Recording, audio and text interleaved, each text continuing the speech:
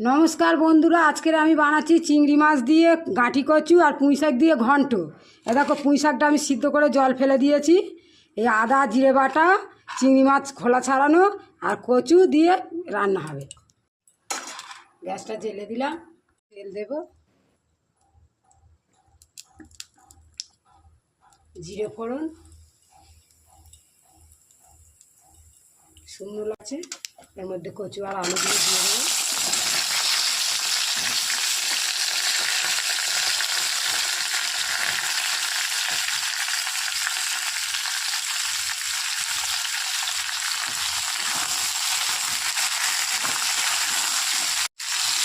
এবার কচুগুলো হালকা লাল হয়েছে, এই নুন দিলাম,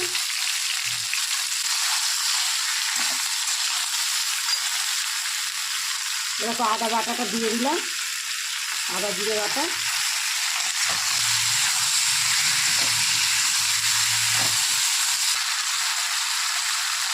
লঙ্কা দিয়ে।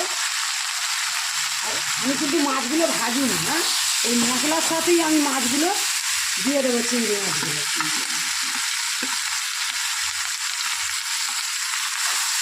মশলার সাথেই আমি কষে নেব। পুঁইশাকগুলো দিয়ে দিলাম, সিদ্ধ পুঁইশাক,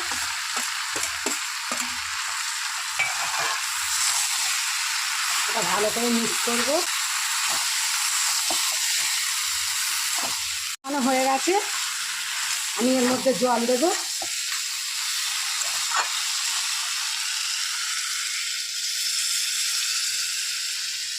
যাতে কচুটা সিদ্ধ হয় সেইভাবেই জলটা দেব।